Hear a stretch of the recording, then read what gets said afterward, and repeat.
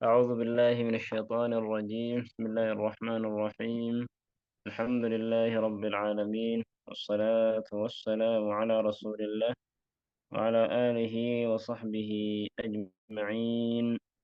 أما بعد، آه إن شاء الله كوني برنوتا كينيا تفسير قرآن سورة أعراف آيات الإباف ترباتا مرة هنگا الإباف ترباتا من سديت الدماء جتشو. يقول الله تبارك وتعالى مخبرا عن قصة بني إسرائيل. ربين سينا ور بني إسرائيل وتأوديسو أكنج. وإذ نتقنا الجبل فوقهم كأنه ظلة وظنوا أنه واقع بهم خذوا ما آتيناكم بقوة واذكروا ما فيه لعلكم تتقون. وإذ نتقنا الجبل mee yaadadhaa yookaan mee yaa nabi Muhammad ummata banii Israa'ilaarraa warra hamma jiranu kana mee yaa gaafadhu waa'ee seenaa abbootii isaanii.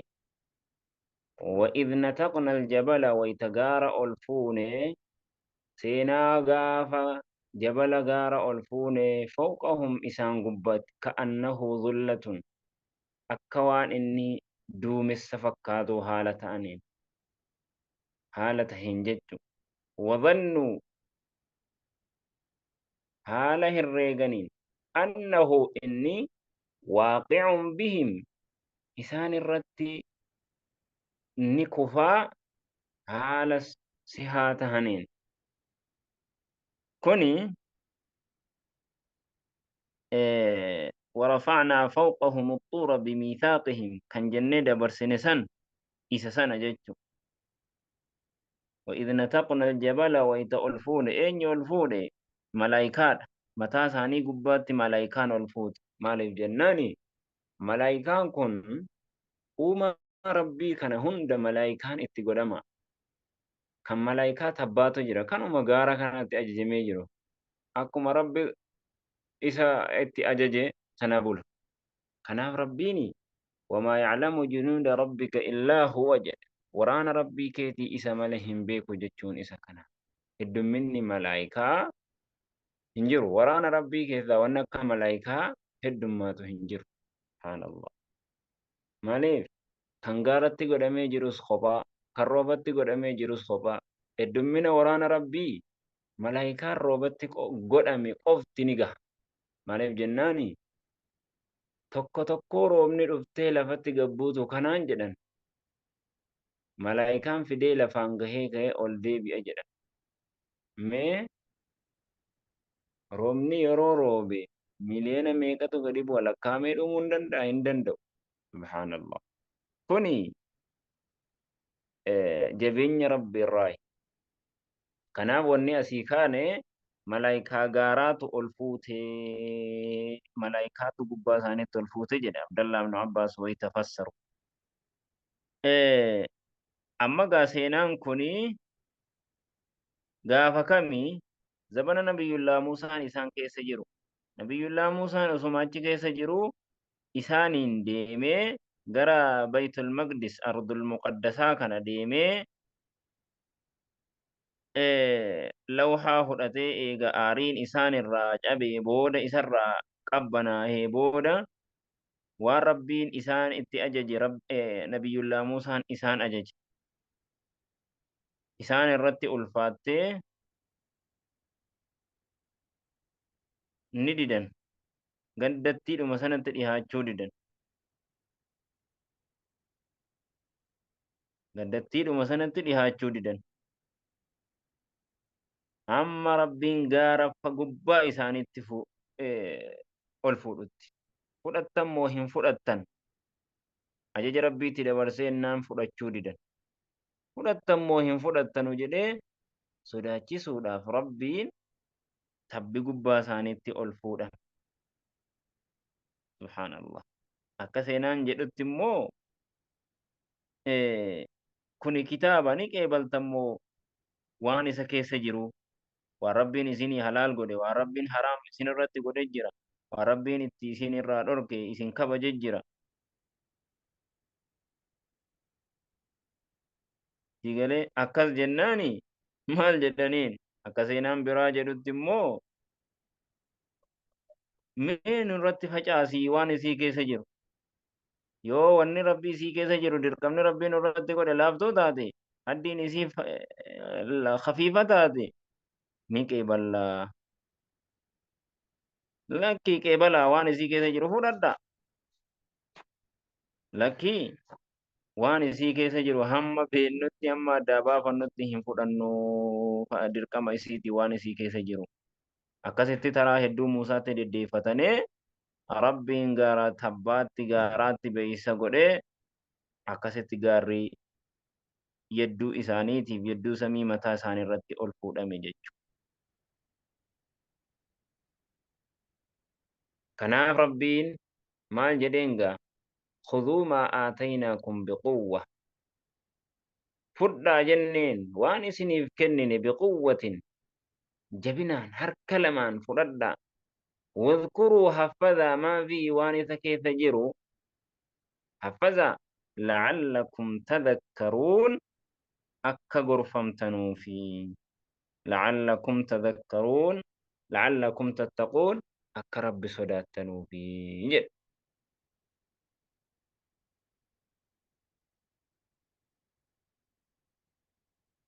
أكا ستقاقا فدركمني الرد فني فدتن اللي هديق نومني وإذا أخذ ربك ما دبرت يا نبي محمد ويتربين فودي يوكاهو قابي من بني إسرائيل بني إسرائيل من بني آدم بني آدم الرا ilmaan aadamirraa aaddii wayita rabbiin qabe yookaa aaddii irraa fuudhe min zuhurihim duyda isaaniirraa duyda aadamirraa wayita baniin aadam hundi isaanuu duyda aadam keessa jiru min zuhurihim jechuun ay min zahri aadama jechu duyda aadamirraa isaanii duyda aadam keessa jiruu wayita rabbiin banii aadamirraa aaddii fuudhe mee yaadadhu mee dubbadhu zurriyyatahum ilmaan saaniirraa ilmaan saanii wayita rabbiin ilmaan aadam jechuu bar zuhurihimiin ilmaan aadam ilmaan saaniirraa wayita rabbiin aaddii fuudhe isaanii duyda aadam keessa jiran wa ashhadahum isaan ragaa godhe alaa anfusihim lubbuma isaanii irratti ragaa godhe isaanum qaa'ilan jedhaa haala ta'e alastu birabbikum rabbii keessan hin taane alastu birabbikum rabbii keessan hin taane jedhee rabbiin qaaluu ni jedhan balaa anta rabbuna ati rabbii keenya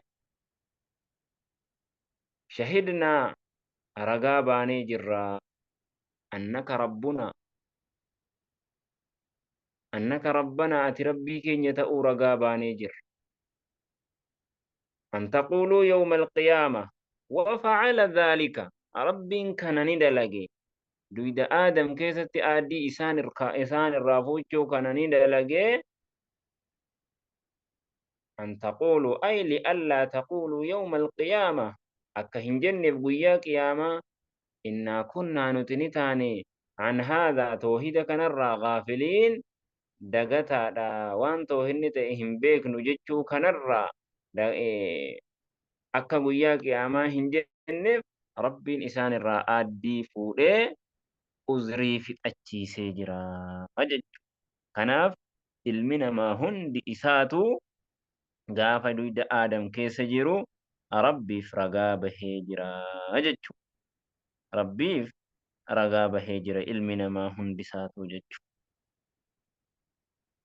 ilmi namaa fixraa islaaminaa irratti uumame jechuu fitrata allahi allatii fatara annaasa calayhaa uumaa rabbii ilma namaa hunda irratti uume laa tabdiila likhalqillaa kanaaf hadiisa keessatti kan Abii Hureyraan gabaase wanni dhalate hundi isaatu islaaminaa irratti dhalataa haadha abbaatu kaan yahudaa kaan nasaaraa kaan majuusaa godhanii jechuu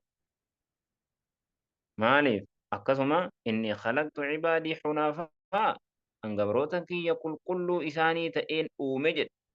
Sheexaanni isaan dhuftee amantii isaaniirraa isaan dabsiste malee jechuu kana. Aw taquluu takkaahu akka hin jenneef guyyaa qiyaamaa wanni rabbiin uzrii isaan irraa fuudhee kana hundaahu godheef innamaa ashraka aabaa'unaa bar wanni sharraksiiseef kan shirkii hojjete jechuu bar aabaa'unaa manguddoo keenya abbootii keenya min qablu ay qablanaa nu duratti abbootii keenya bar kan shirkii hojjete wakunnaa zurriyyatan nuti ni taaneeti zurriyyatan ilmaan taaneeti min ba'dihim isaaniin booda ilmaan taanee nutis hojjenne afatuhlikunaa ishelanu ni halaakamna bimaa facala almubxiluun waan hojjeteen warri badii dalaguu waan hojjeteen nuti ni halaakamnaa akka guyyaa qiyaamaa hin jenneefi jechu. Maaliifi wanni rabbiin dura bu'ee bakka tokkotti isaan hundarraa fuudheefi yoo booddee kana isaanii akkas ta'uu isaanii shirkii hojjetuu booddee kana isaanitti kan dhufu ta'e risaalaan jechu too hinni bara abbootii keenyatti akkas dalagee nutis dalanne jedhaneetuma irraa dagataneefaa karaa abbootii keenyaa qabannee akka hin jenneef isaan hundarraa bakka tokkotti tawhiida sana itti qabsiise jedhe. وكذلك أكما كان أدى إسني بابن نفصل الآيات آيات هند أدى بابنا ولعلهم يرجعون أكا إسان دي بيانوف عن كفرهم كفر ما إسان الرا واتل عليهم يا نبي محمد ما إسان الرتكري أي على قومك وعلى اليهود ورمكيتي في يهودا رتل نبأ الذي آتينا ودو التي نمتج آتيناه isaaf kennine ayatina ayata keenya kan isaaf kennine beekumsa ka isaaf kennine jechu inni kuni ulamaa'ii warra banii israa'iilaa irraahi jedhan ulamaa'ii banii israa'iilaa irraahi namtichi kun rajulun min banii israa'iil bal'am ibnu aabar ka jedhamu jedhan namticha sanaanii isaan bal'am ibnu aabar ka jedhamu san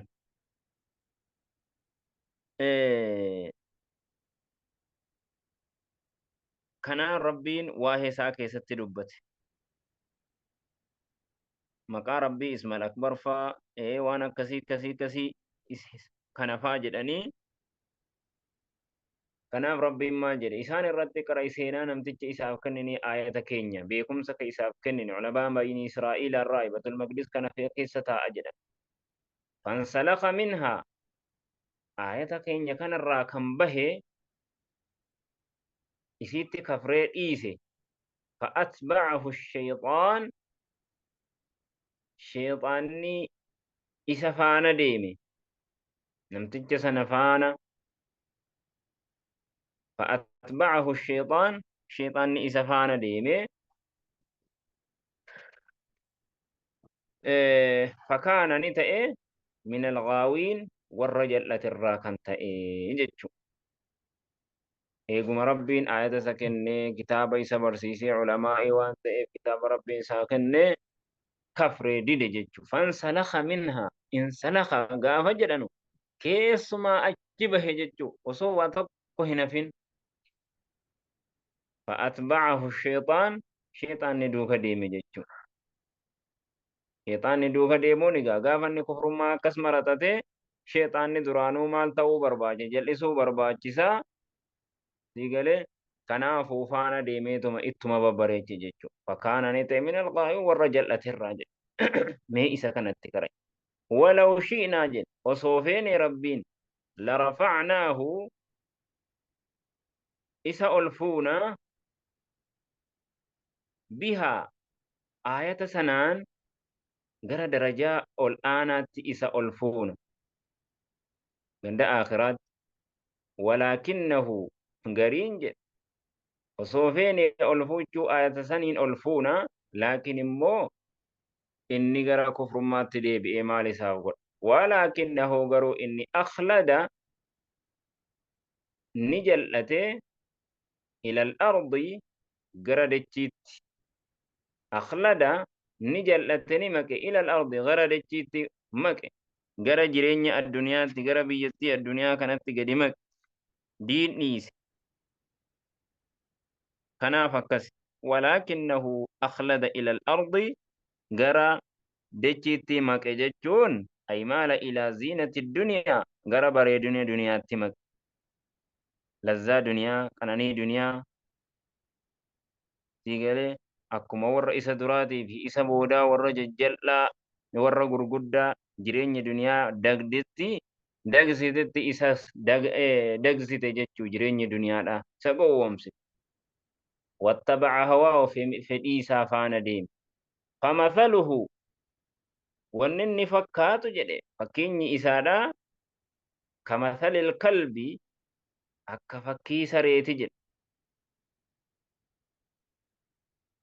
Kamathalil kalb akka fakkii sareeti jedhe. Sareetti fakkeessa. Famathaluhu fakkeenyi isaa kamathalil kalbi akka fakkii sareeti.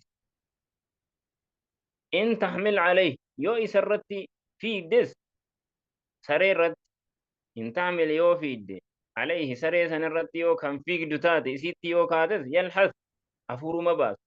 Aw tatruku yoo isa dhiiftellee yalhas hafuuruma baasa jechuu. Hafuuruma baasa yeruma hundaa'u hafuuruma baasa jechuu. Akka kana keessatti tafsiira waa'ee misaala kanaa keessatti mufassirtoonni baay'ee maanaa kanaa keessatti wal dhabanii maanaan isaadha jal'ina isaa keessatti akkuma saree sana jal'ina keessatti akkuma saree sana ta'ee jedhan. Jal'achuu keessatti akkasuma jal'ina keessatti hafuu keessatti gara iimaanaatti du'aa'ii gara iimaanaatti waamina gara iimaanaatti waamame sanatti illee fayyadamuu dhabuu keessatti akkuma sareeti ta'e jechuudha. Yoo gara iimaanaatti waamanes iimaana fudhataan jiru. Yoo dhiisanes jal'ateetuma achitti hafaara jechuudha. Kanaaf gorsatti illee hin fayyadamne, da'awaatti illee hin fayyadamne kana jechuudha. Kalaam rabbiin sawaa'un alayhim a'anzartum am lam tunzirhum jedha. Fakkeenya kanaa isaan gorsituu gorsuu baattuu isaan hin fayyaduu jedha. Kanaaf rabbiin sareetti fakkeesse subhaanahu wa ta'ala. Warra banii Israa'ilaa wannummaan rabbiin ittiin hin arrabsinis hin jiru. Yeroo tokko akka beeyladaa akka horiiti jedha. Yeroo tokko akka sareeti jedha. Yeroo tokko waa baay'eetti fakkeessa jechuudha. Kunis kanaaf akkas.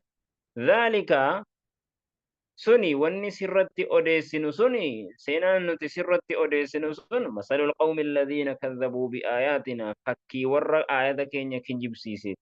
Faqsusil qasas oduu odeessi ummata keetiif la'allahum yatafakkaruun akka isaan gadi lallaalanuu fi ittiin gorfamanuu. Sa'a waa hammaat masalan gama fakkeenyaatiin alqawmu alladhiina kadhabuu biaayaatinaa ormi aayata keenya kijibsiisan fakkii namaa ta'uudhaaf waa hammaate jedha. Wa anfusahum lubbuu isaaniillee kan kijibsiisan kaanuu lubbuu isaanii kaanuu ni ta'an yookaan mustaanafatu asumaa lafaa kaa'amne. Wa anfusahum lubbuu isaanii immoo kaanuu ni ta'an yadlimuun kamiidhaan kufrummaan maasiyaadhaan man yahdillaa namni rabbiin isa qajeelche fahuwa almuhtadii qajeelaan isuma sani. Waman yudlil ammoo namni jal'ate fa'ulaa'ika jarra akkasiisun humul khaasiruun warra khasaaroo ta'anii duniyaa aakiraatti hongaa haa ta'anii jechuudha. Kanaaf seenaan banii Israa'ilaa waan akkanaa fakkaataa jechuudha. هذا وصلى اللهم وسلم وبارك على محمد وعلى آله وصحبه أجمعين.